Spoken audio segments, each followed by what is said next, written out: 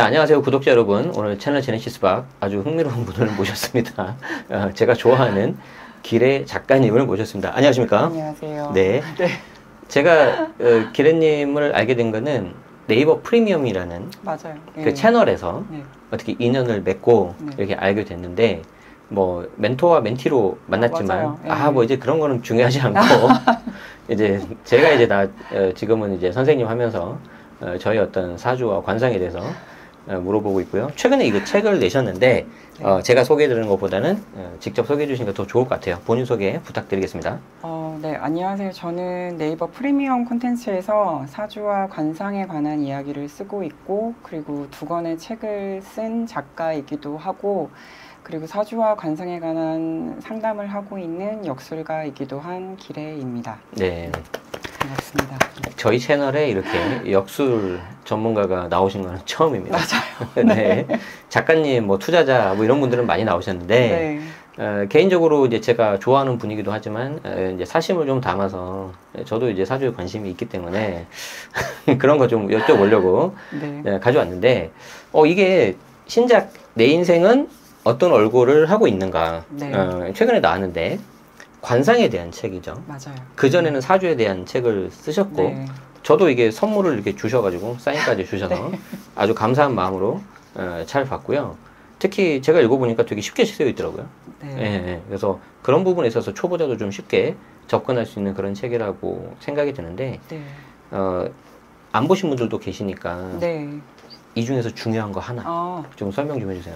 네. 뭐 사실 가장 중요한 건 네. 1장하고 2장. 역시. 제일 중요해서 제일 앞에 다뤘고, 요거를 읽어야 이제 끝 페이지까지 읽으실 수가 있어요. 네. 뭐 1장은 이제 누구나 쉽게 관상을 볼 수 있는 방법에 관한 얘기를 맞아요. 이제 간단하게 설명을 한 부분이고, 네. 2장은 이제 마해상법이라고 해서 이제 관인팔법. 네. 사람의 상을 8가지로 분류하는 방법인데, 이제 그 이론에 대한 설명을 좀 쉽게 제가 쓴 부분이죠. 네. 예. 제가 이제 개인적으로 좋았던 게 아까 말씀하신 2장이었어요. 네. 그러니까 이제 저는 이제 이런 거를 공부를 안 해봐서 잘은 모르는데, 네. 이제 막 뭐 책이나 유튜브 보면은 뭐 눈이 어떻다, 코가 어떻다, 이거부터 본단 말이에요. 네. 근데 이제 작가님이 쓰신 그 책에는 큰 틀에서 8개로 일단 구분을 해라. 맞아요. 이렇게 딱 나는데, 그거 좀 잠깐 설명해 주시죠. 관인팔법. 근데 이제 뭐 다들 조금 초보자들이 하는 실수인데, 네. 뭐 이제 수업을 들으러 오시는 분들도 그렇고, 네. 일단 막 코, 눈, 입 이렇게 막 그 부분에 너무 치중을 하세요. 근데 사실은 부분도 물론 중요한데, 이렇게 전체적으로 그 상이 어떤 분류가 되는지. 예를 들자면? 뭐 예를 들어서 이 사람이 청수지상인지. 그건 뭐예요? 청수지상? 예, 청수하면 이제 한마디로 이제 고급스러운 상이고, 격이 높은 상이라고 하고, 선생님도 청수함이 있으세요. 네. 아니, 솔직하게.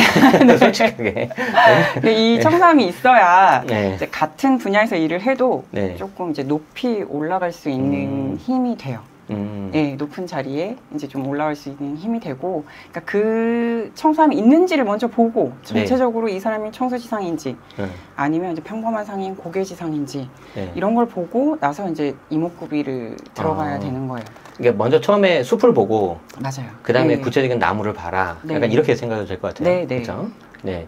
자, 그래서 궁금하신 분들은 좀 보시면 좋을 것 같은데, 조금 전에도 이제 말씀해 주셨는데, 이제 이걸 뭐 책을 보거나 아니면 이제 영상 보신 분들 중에서 이제 관심이 좀 생겨서 나도 좀 이렇게 관상 공부를 해보고 싶다 이렇게 생각할 수 있잖아요. 그런 분들이 좀 이렇게 체크해야 될 포인트 아니면 조언 같은 거. 이제 좀 가장 많이 오해하시는 부분인데, 그 예쁜 게 꼭 좋은 관상이 아니거든요. 왜 그렇죠? 그러니까 미적 관점과 관상학적 관점은 많이 달라요. 네. 그래서 이제 성형을 예쁘게 하면 그게 관상학적으로도 좋으면 참 좋은데 아닌 경우가 훨씬 많아요. 네. 그러니까 이제 다들 예쁘게 고치면 관상이 좋고 미남 미녀가 관상이 좋다고 생각을 하셔서 이제 연예인처럼 많이 이제 성형을 하시는데, 그 미적 관점과 이제 관상학적 관점은 달라요. 예를 들자면 이제 연예인들이 같은 것이 좀 V라인으로 좀 얇아야 예쁘고 그래서 그런 성형을 많이 하시잖아요. 근데 관상학적으로는 굉장히 흉이거든요. 아, 아예 안 좋은 게 아니라 흉하다고요? 네. 왜 그렇죠? 이제 하관은 좀 견고해야 돼요. 예, 선생님처럼. 네. 여러분 잘 보세요. 견고해야 된다고 합니다. 견고해야 돼요. 그 이유도 있고 한데 이제 보통 이제 미적 관점으로 접근을 하시면 턱은 얇게 V라인으로 많이 하시고 코도 보면은 이제 높게 너무 세우려고 하시다 보니까 재배궁인데 이 난대 정의가 좁아져요. 콧구멍이. 근데 여기는 재물 창고기 때문에 좁아지면 안 되거든요. 돈이 들어와야 되니까. 네, 근데 이제 여기를 너무 이렇게 빨래집게 집은 모양처럼 이렇게 좁게 하시고, 뭔지 알 것 같아요. 그냥 무조건 높게만 세우시는 거예요. 그냥 좀 그런 오류를 많이 범하시죠. 뭐 들어보니까 뭐 제가 성형외과 뭐하고는 관련이 없지만 그 의사 선생님들이 이 책을 좀 보시고 거기에 맞게 해주시면 더 좋을 것 같아요. 상담도 많이 하시죠. 뭐 주업이죠.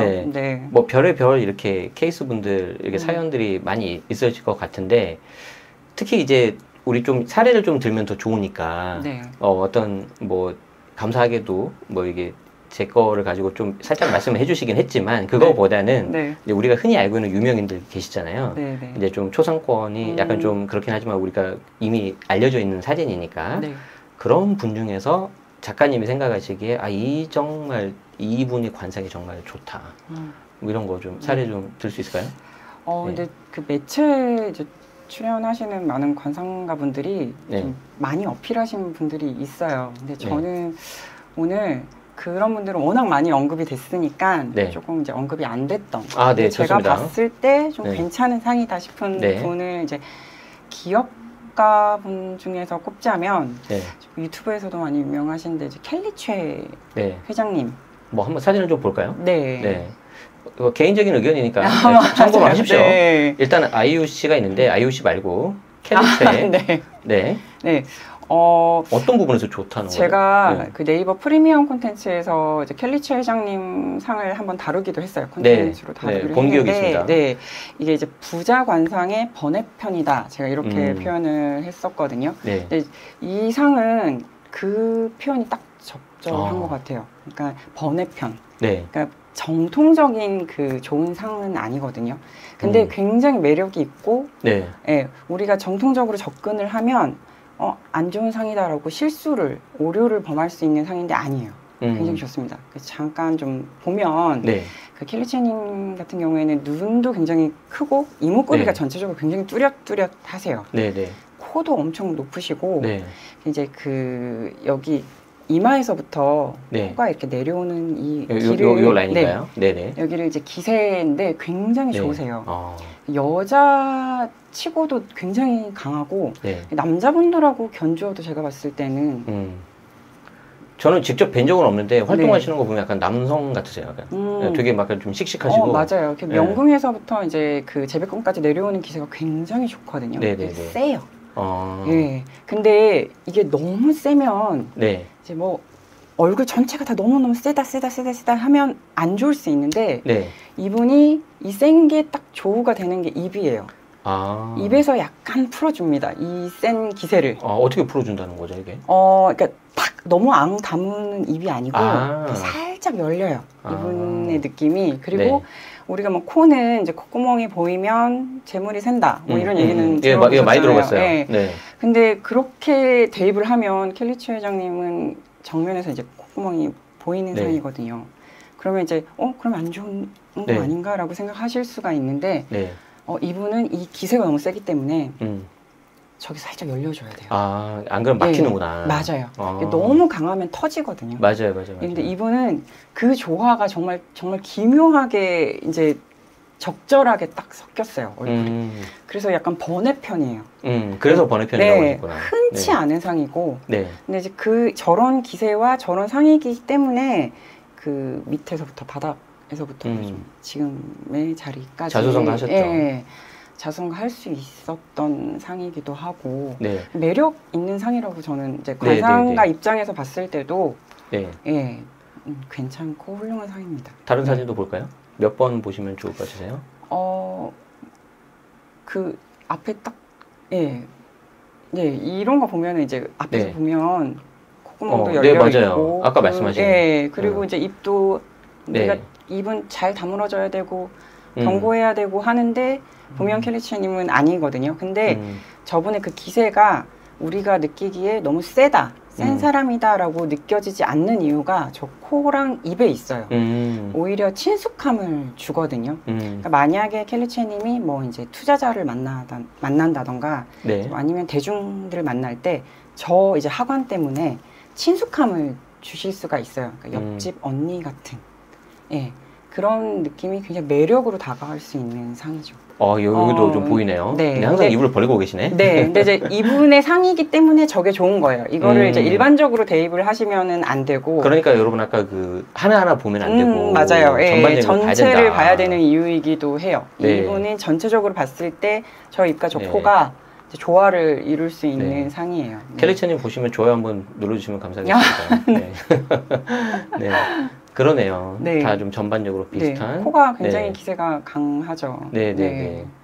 이 사진도 많이 나와 있는 그런 사진 같아요. 맞아요. 아까 말씀하신 딱 그거 전형적인 그런 모습이신 것 같아요.